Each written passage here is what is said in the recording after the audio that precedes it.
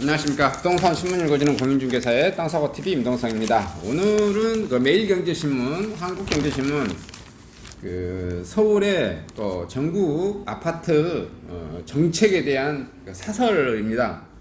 정부가 공급을 못하고 있다. 좀 이렇게 비난하는 내용인 것 같아요. 아직 안 읽어보고 그냥 바로 여기 그냥 자세히 사설이니까 한번 다 읽어봐 드리겠습니다. 매일경제신문이고요.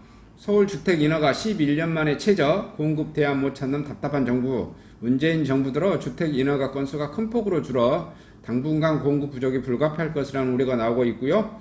국토교통부에 따르면 지난해 주택 인허가 물량은 45만 7,514가구로 전년 대비 6.2% 감소했고요.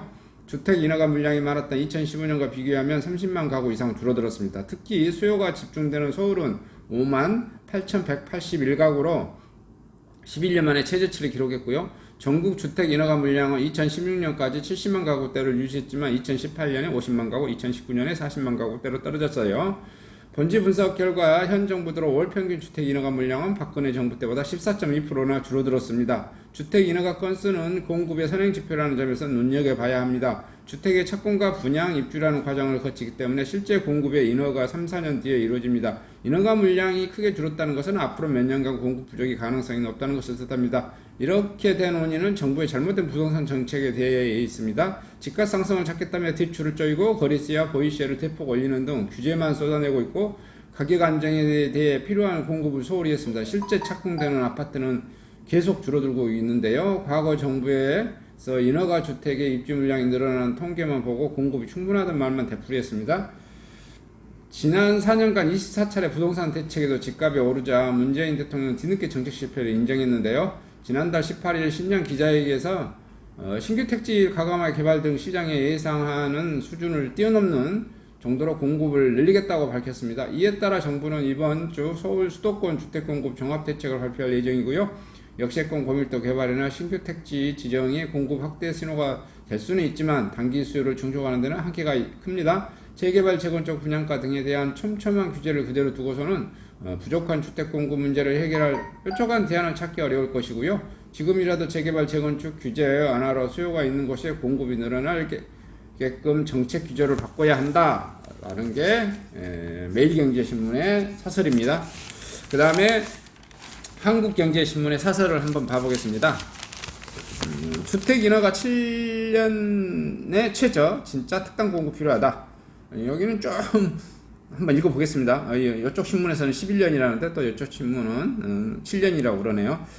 주택공급 선행지표인 인허가 건수가 7년 만에 최저치로 떨어졌습니다. 시장에 또 다른 불안 요인이 떠오르고 있습니다. 국토교통부가 발표에 따른 주택건설 실적 통계에 따르면 지난해 전국 주택 인허가 건수는 45만 7,514건으로 2013년 이후 가장 적은 것이 집계되었고요. 이는 직전 5년간 평균치보다 30% 가까이 줄어든 것입니다. 통상 주택은 사업 인허가를 받는 시점부터 입주 때까지 3, 4년이 걸립니다. 당장의 수요를 충족시킬 수 있는 입주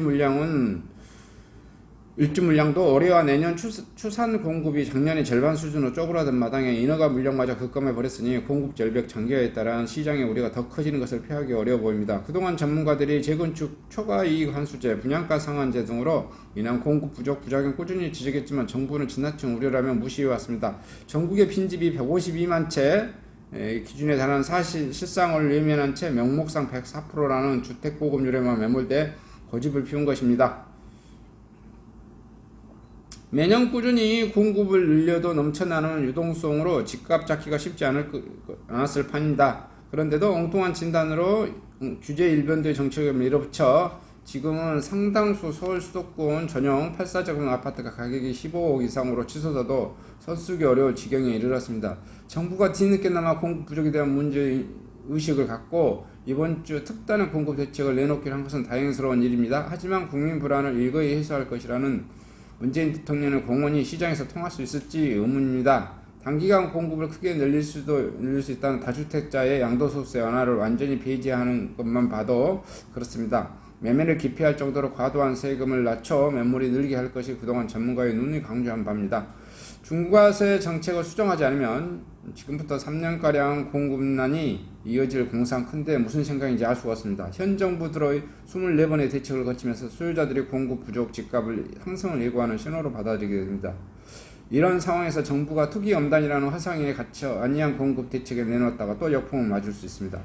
규제를 대폭 완화하고 거래를 활성화하는 진짜 특단의 공급 대책이 아니라면 부동산 대책이 25번이 멈추라는 보장이 없을 것이다. 이게 한국경제신문의 사설입니다. 사설의 내용은 뭐 조금은 결은 다른 것 같은데 하나의 동일점은 주택 인허가가 한 신문은 11년, 한 신문은 7년이라고 하는데 어쨌든 최저라는 것은 하고요.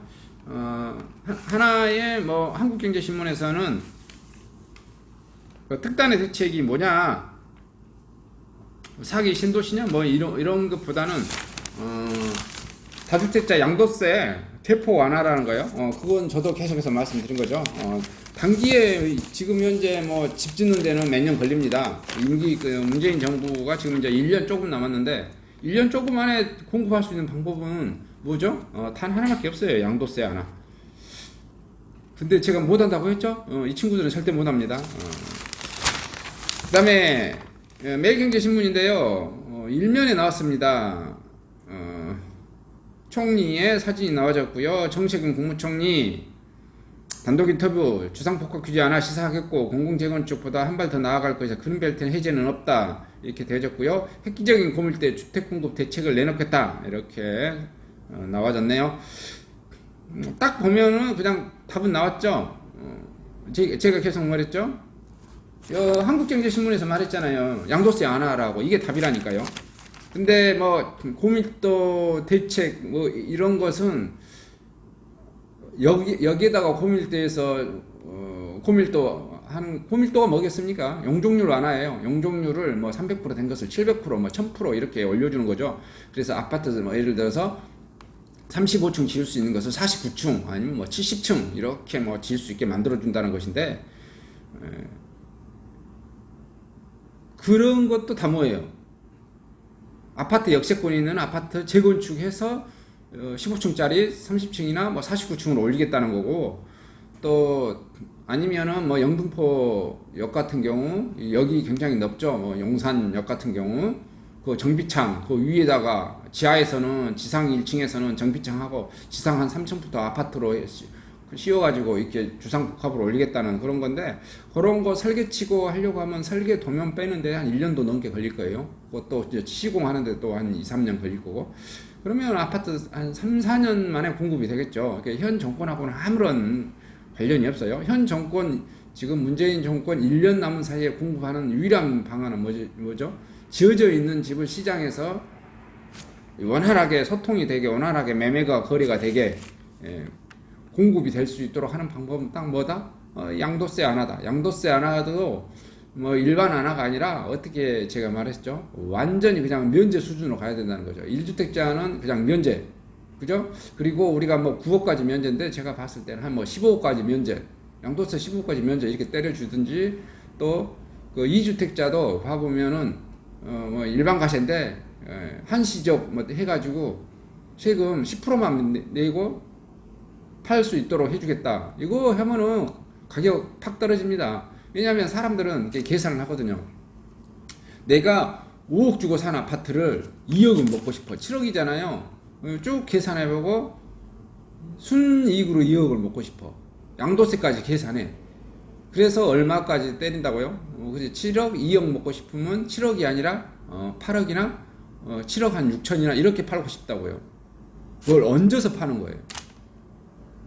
10%만 부과하겠다 그러면 어떻게 돼요? 아 그래 나 2억만 먹겠어. 그러면 어떻게 되죠? 그렇죠. 7억 한 뭐 2천이나 이런 식으로 7억 서로만 시장에 내놓죠. 그러면 서로 과열돼서 가격이 다운되는 거예요. 정부는 다음 주 부동산 대책을 발표하면서 지금까지 알려진 공공재건축, 역세권, 고밀도 재개발 외에 추가적인 도심개발 대책을 내놓기로 했는데요. 역세권, 도심, 주상복합 주거비율 공제를 완화하고 구체적인 준공업, 용도 변경을 통해 발표하는 조치를 이렇게 공장을 쫓아내고 공장지대를 주거로 바꾸겠다, 이런 내용인 것 같습니다. 쭉 이렇게 해서 뭐 별다른 내용 없었던 것 같고요. 나갈 것 같고요. 또 여기 봐보나 한국경제신문 환경 오피니언 해가지고요. 문재인 정부 25번째 부동산 대책, 사기 신도시급 대책 나오나 백승현 경제부 차장 이렇게 해서 오려 전망대에서 나왔습니다. 국민 불안을 일거에 해소할 특단의 부동산 대책을 설전에 내놓고 있다. 문재인 정부의 1월 18일 신년 기자회견에서 한 말입니다. 현 정부의 25번째 부동산 대책이 4월 5일 발표될 예정인데요. 대략적인 방안은 이미 26일 홍남기 부총리 겸 기획비용 변창훈 국토부 장관, 이호선 청와대 경제수석 참대한 녹실 회의에서 참석한 녹실 회의에서 정해진 것으로 전해집니다. 지금까지 알려진 공급 대책으로는 역세권, 중공업, 저층 주거지역, 고밀도 개발, 공공재건축, 재개발 등 시장에서 신규 택지의 과감한 개발과 시장의 예상을 뛰어넘는 수준은 대통령 발언에 주목하면서 4기 신도시급 대책을 기대하고 있다. 대통령의 특단의 공급 대책을 공언한 만큼 정부가 그동안 금지되었던 개발 제한구역 카드를 꺼낼 수 있다는 전망도 나왔다. 이런 소식인데요. 아파트가 주택이 빵이 아니라서 밤새껏 돌려가지고 만들어낼 수 없습니다. 제가 봤을 때는 어떤 정책을 내놓든 간에 문재인 정권 내에서 공급될 것은 딱 하나다. 뭐다? 양도세 완화다. 양도세 완화가 얼마만큼 완화를 시켜야 되냐? 파격적으로 완화를 시켜야 된다. 2주택 이상자에게 예를 들어 한시적으로 1년간 22년 6월까지 22년 말까지 2년에 걸쳐서 양도세 예를 들어서 차익의 10%만 세금 내고 다 당신들이 매도자가 가져가라. 그렇게 하면은 우후죽순으로 물량을 막 내놓을 거예요. 그렇죠? 근데 현 정권은 절대 그렇게 하지 않을 것이다 라는 게 제 개인적인 생각이고요. 가지고 있는 사람들 뺏어서 뜯어서 우리 1분위 소득자들 2분위 소득자를 지워줘야 되니까 세금을 절대 못 내리죠. 그렇습니다. 이상 전국 부동산 소식 마치도록 하겠습니다. 결론은 뭐냐? 집값은 계속해서 오를 것이다 라는 게 주택 공급 물량이 적어서 계속해서 오를 것이다. 코로나 지원금으로 통화량을 많이 찍어내서 계속해서 오를 것이다. 이게 오늘의 정보의 핵심 내용이다 라고 보시면 되실 것 같습니다. 이상 소식을 마치도록 하겠습니다.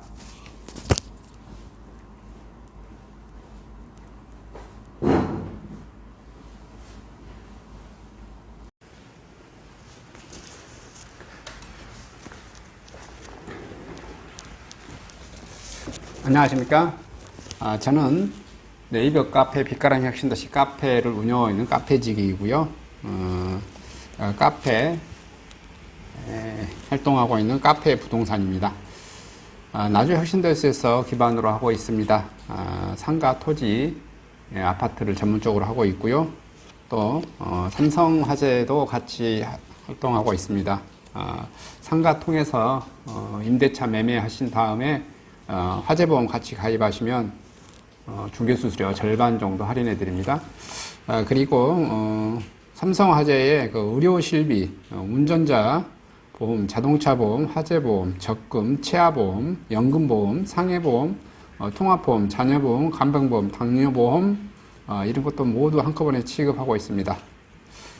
보험을 또 가입하게 되시면 또 이렇게 저를 통해서 상가 이렇게 임대차 내시고 하시면 네이버 카페 빛가람 혁신도시 카페에 홍보를 해드리고요. 유튜브에도 이렇게 홍보를 해드립니다. 그리고 이벤트 행사를 해서 여러분의 매장에 손님들이 찾아갈 수 있도록 이렇게 해드리고 있습니다. 물론 이벤트 비용은 제가 부담해 드립니다. 저를 통해서 많은 사업 같이 윈윈할 수 있도록 도움을 주셨으면 감사하겠습니다.